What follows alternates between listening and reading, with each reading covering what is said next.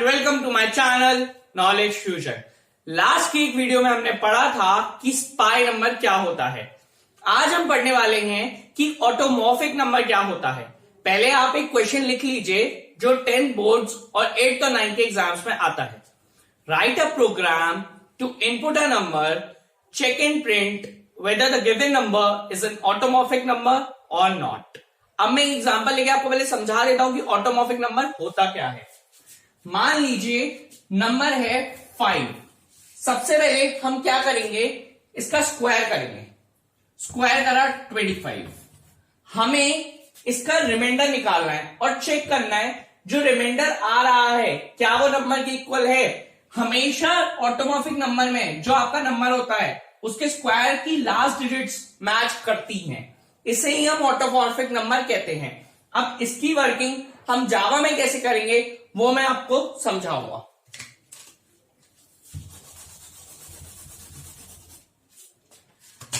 देखिए मैंने यहां कुछ एग्जांपल्स और लिए हैं, 6, 76, 625 और भी कई ऑटोमॉर्फिक नंबर्स होते हैं। जब आपको एक क्वेश्चन समझ में आ जाएगा तब आपको पता चलेगा कि ये कैसे प्रूव हुए कि ऑटोमॉर्फिक नंबर्स हैं या नहीं है। सबसे पहले मैंने हमेशा आपको बताया जब आप जावा की स्टार्टिंग करते हैं तो हमेशा क्लास से शुरुआत करते हैं।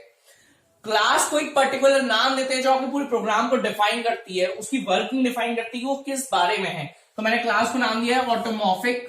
उसके बाद हम एक कर्ली ब्रेस लगाते हैं, उसके बाद हम वॉइड मेन का फंक्शन लिखते हैं। मेन फंक्शन क्या करता है, हमारे पूरे प्रोग्राम की प्रोसेसिंग में हमारी हेल्प करता है। उसके बाद मेन फंक्शन के अंदर मैंने लिखा है इंट एन। इंट एन मैंने इसलिए लिखा है, हमारे क्वेश्चन में था write a program to input a number. हमें यूजर से एक नंबर इनपुट लेना है तो वो नंबर में एन में एंटर लेऊंगा ताकि वो यूजर इनपुट करे और मैं उसको चेक कर सकूं कि वो ऑटोमॉर्फिक नंबर है या नहीं है। कौन से डेटा टाइप का, इंटीजर डेटा टाइप का। इसके बाद हम कर्ली ब्रेस लगा देते हैं। यहां तक हमारा step 1 that is the syntax part complete हो चुका है। इसके बाद हमारा स्टेप 2 आता है। हम वो वेरिएबल्स लेते हैं जो प्रोग्राम को सॉल्व करने में हमारी हेल्प करें। मैंने यहाँ पे 1, 2, 3, 4, 5 वेरिएबल्स लिए हुए हैं। अब ये क्या क्या काम करते हैं वो मैं आपको बताता हूं। देखिए एसक्यू मैंने लिया है, नंबर जो यूजर इनपुट करेगा उसका स्क्वायर करा के उसको स्टोर करने के लिए मैंने एक वेरिएबल लिया है एसक्यू। सी इक्वल्स टू 0 लिया है मैंने डिजिट्स को काउंट करने के लिए। यहाँ पे डिजिट्स क्यों काउंट की जाएंगी वो मैं अभी आपको समझाऊंगा। जो हमें रिमाइंडर निकालना होगा उसके लिए हमें डिजिट्स काउंट करनी जरूरी है, तो डिजिट्स इसलिए काउंट की जाएंगी। पी मैंने लिया है, पी मैंने एक फंक्शन है जो math.power यानी पावर कैलकुलेट करने के लिए लिया है, वो भी मैं भी आपको समझाऊंगा कि क्यों हम रिमाइंडर में उसको यूज करेंगे। जब हम रिमाइंडर निकालेंगे तब हम इस पी फंक्शन का यूज करेंगे। और रिमाइंडर मैंने लिया है जो मैं रिमाइंडर निकालूंगा उसे स्टोर करने के लिए। और नम इक्वल्स टू एन, नम मैंने लिया है डुप्लीकेट किसका, एन का जो यूजर वैल्यू इनपुट करेगा उसका डुप्लीकेट। तो स्टार्टिंग में सी की जो इनिशियल वैल्यू है वो 0 है, नम की इनिशियल वैल्यू, नम की वैल्यू जो एन की वैल्यू की वो होगी। मान लीजिए यूजर ने नंबर इनपुट किया है 25।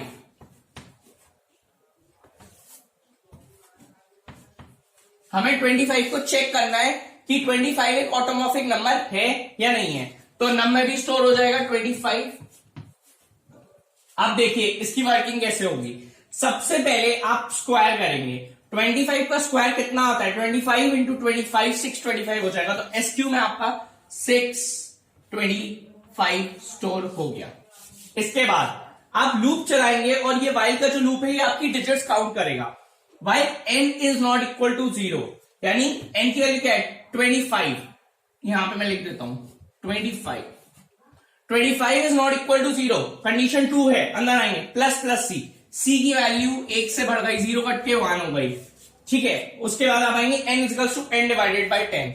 तो जब आप 6n equals to n divided by 10, जब आप 25 को 10 से डिवाइड करेंगे तो आपका क्वेश्चन 2 आएगा। जब आपका क्वेश्चन 2 आएगा तो आपकी n की वैल्यू क्या हो जाएगी, 2 हो जाएगी। इसके बाद आप यहां से वापस ऊपर जाएंगे, फिर से कंडीशन चेक करेंगे, क्या n की वैल्यू कितनी है 2 इज नॉट इक्वल टू 0 है, कंडीशन 2 है। लूप के अंदर आएंगे प्लस प्लस सी की वैल्यू क्या हो जाएगी 2 हो जाएगी, 1 कट के अब 2 हो जाएगी, 1 से बढ़ जाएगी। n is equals to n divided by 10। अब जब आप 2 को 10 से डिवाइड करेंगे तो क्या 2 डिवाइड होगा 10 से, नहीं, जब कोई चीज डिवाइड नहीं होती तो कोई क्वेश्चन नहीं आता, कोई क्वेश्चन नहीं आता तो ऑटोमेटिकली क्वेश्चन जीरो हो जाता है। तो जो आपकी एन की वैल्यू है वो 2 कट के 0 हो जाएगी। अब वापस ऊपर जाएंगे, चेक करेंगे क्या 0 इज नॉट इक्वल टू 0 है। यहां पे आपकी कंडीशन हो गई फॉल्स, आप व्हाइल के लूप से बाहर आ जाएंगे। यहां पे आप ये चेक करेंगे कि जितनी डिजिट्स आपके आई हैं, आपकी डिजिट्स कितनी आई हैं 2, तो आपको पी में 10 की पावर उतनी ही स्टोर करानी होती है जितनी आपकी डिजिट्स आई हैं। अब वो कैसे होंगी वो देखिए। P इज इक्वल्स टू, मैंने फंक्शन लिखा है P is equals to int math dot power 10, C। ये पूरा क्या करता है, इंट मैंने इसलिए लगाया है जो भी वैल्यू आए वो ऑटोमेटिकली इंटीजर वैल्यू, इसलिए मैंने इंट लगाया है। Math dot power mathematical functions का एक पार्ट है जो मैंने इस प्रोग्राम में यूज किया है। मैथ डॉट पावर हम इसलिए लगाते हैं, हमें किसी भी चीज की जो पावर निकालनी होती है, जैसे 4 की पावर 5, 2 की पावर 3, ऐसे किसी भी चीज की कोई पावर निकालनी होती है वो ये फंक्शन निकालता है। तो अब मैथ डॉट पावर 10, C का क्या मतलब है कि 10 की पावर C। तो यहां पे 10 की पावर कितनी हो जाएगी, 10 की पावर 2 हो जाएगी। 10 की पावर 2 यानी 100। तो P में क्या स्टोर हो जाएगा आपका 100 स्टोर हो जाएगा। हमें P के अंदर जितनी हमारी डिजिट्स आती हैं उतनी 10 की पावर स्टोर करानी होती है। अब इसके बाद क्या करेंगे, अब यहां पे काम आता है रिमाइंडर का। अब रिमाइंडर कितना निकाला जाता है, हमें रिमाइंडर निकालने के लिए जब हम मॉड्यूलस करते हैं तो हम P से मॉड्यूलस करते हैं। जितनी डिजिट्स हमारी आती हैं उतनी ही 10 की पावर लेके हम मॉड्यूलस निकालते हैं। अब जैसे मैंने फंक्शन लगाया REM is equals to SQ modulus P। SQ में आपकी वैल्यू क्या है 625। 625 को जब हम मॉड्यूलस करोगे 100 से, तो मॉड्यूलस के केस में मैंने आपको बताया रिमाइंडर आंसर आता है। तो जब आप डिवाइड करोगे, जब मॉड्यूलस करोगे तो आप देखोगे आपका रिमाइंडर 25 आएगा।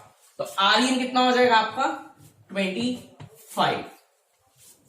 आपने रिमाइंडर निकाल के स्टोर कर लिया REM में। अब ये चीज है कि P में हमेशा आपको याद रखना है कि जितनी डिजिट्स होती हैं 10 की पावर उतनी ही करके हम रिमाइंडर निकालते हैं। रिमाइंडर कैसे निकालते हैं, जो हमने स्क्वायर निकाला है उसको 10 की पावर C से मॉड्यूलस करते हैं। ये 10 की पावर C थी जो मैंने कैलकुलेट करके P में रखी और फिर P से मॉड्यूलस कर दिया। यहां तक आपकी सारी वर्किंग हो गई। अब आपका लास्ट काम क्या बचता है, इफ REM इक्वल नम, यानी जो आपने नंबर इनपुट किया था। अब देखिए यहां पे आपकी n की वैल्यू 0 हो गई है, आपका ओरिजिनल नंबर तो 0 हो गया, इसलिए मैंने एक डुप्लीकेट लिया था नम, ताकि हमारे पास ओरिजिनल नंबर डुप्लीकेट के फॉर्म में रहे। भले ही डुप्लीकेट है उससे कोई फर्क नहीं पड़ता, नंबर ओरिजिनल है। ठीक है, तो अब आप चेक कराएंगे कि जो आपने रिमाइंडर निकाला 25 और जो नंबर है आपका 25, क्या वो दोनों इक्वल है। 25 इक्वल 25, कंडीशन बिल्कुल ट्रू है, इसलिए हम इसे कहेंगे ऑटोमॉर्फिक नंबर। अगर ये कंडीशन फॉल्स होती तो हम क्या कहते हैं कि नॉट अ ऑटोमॉर्फिक नंबर।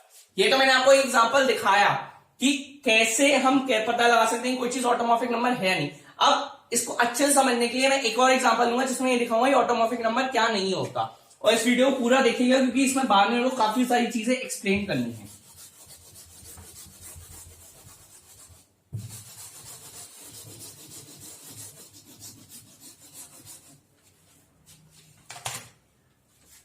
मान लीजिए इस बार यूजर ने नंबर इनपुट किया है 4, ठीक है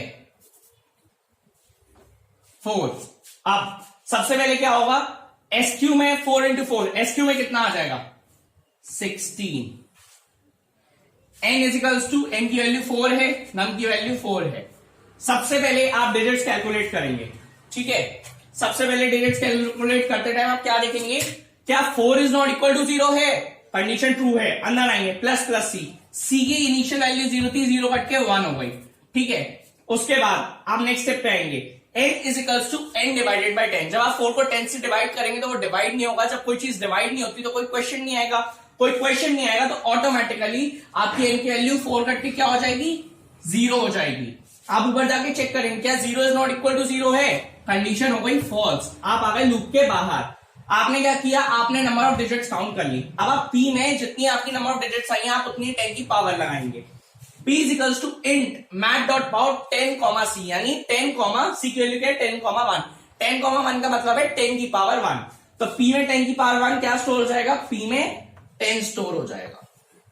ये आपका 10 स्टोर हो गया। अब आप रिमाइंडर निकालेंगे, remainder is equals to S Q modulus 10। जब आप 16 को डिवाइड करेंगे, मॉडुलस करेंगे 10 से, तो आपका रिमाइंडर 6 आएगा। तो आरईएम में क्या स्टोर हो जाएगा? 6 स्टोर हो जाएगा। अब आप वापस नीचे आएंगे, आरईएम इक्वल नम, आपकी आरईएम की वैल्यू क्या है? 6 है ना। नम मैंने यहां इसलिए लिया, हमारा ओरिजिनल नंबर 0 हो गया। अब हम डुप्लीकेट से वर्किंग करेंगे, तो आरईएम इक्वल नम, क्या 6 इक्वल 4 है? कंडीशन हो गई फॉल्स। यहां पे कंडीशन फॉल्स हो गई तो आप क्या प्रिंट कर दोगे? Not a automorphic number. यहां पे 3-4 इंपॉर्टेंट चीजें ध्यान से सुनिएगा। एक तो आप एसओपीएलएन यूज नहीं कर सकते, आपको फुल फॉर्म यूज करनी है system.out.println। दूसरी बात ये कि ये वाली कंडीशन बहुत इंपॉर्टेंट है, ये मेन ऑटोमॉर्फिक की कंडीशन होती है। इससे पहले अगर आपने पी या आरईएम में कहीं पे भी कोई गलती कर दी तो ये क्वेश्चन गलत हो जाएगा। तो इस चीज को ध्यान से करिएगा। प्लस प्लस सी की जगह आप सी प्लस प्लस भी यूज कर सकते हैं। मैं एक बार यहां लिख देता हूं, आप इसकी जगह में यहां इसका साइन लगा के लिख देता हूं, सी प्लस प्लस भी यूज कर सकते हैं, आपकी मर्जी है। इसके अलावा अब यहां पे जैसे मैंने एग्जांपल्स दिए थे, तो ये कैसे समझ में आएगा? देखिए 6 का स्क्वायर होता है 36।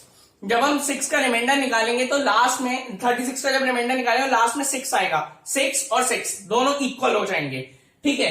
76 का स्क्वायर होता है 5776, लास्ट में उसमें भी 76 आ रहा है।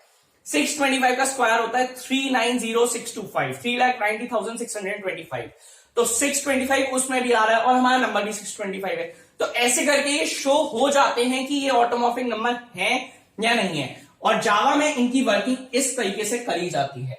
तो आई होप कि आपको ऑटोमॉर्फिक नंबर क्लियर हो गया होगा। अगर आपको ये वीडियो पसंद आई हो तो इसको लाइक करें, शेयर करें और सब्सक्राइब करना ना भूलें। और एक इंपॉर्टेंट बात, अगर आपको कोई भी कैसा भी डाउट है तो आप मुझे कांटेक्ट कर सकते हैं। मेरी मेल आईडी और मेरा कांटेक्ट नंबर डिस्क्रिप्शन बॉक्स में प्रेजेंट है। Have a good day.